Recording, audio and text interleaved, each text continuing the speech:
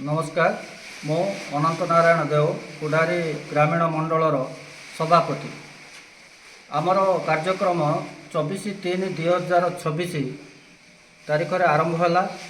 25/3/2026 संध्या 5टारे समाप्त हेबो।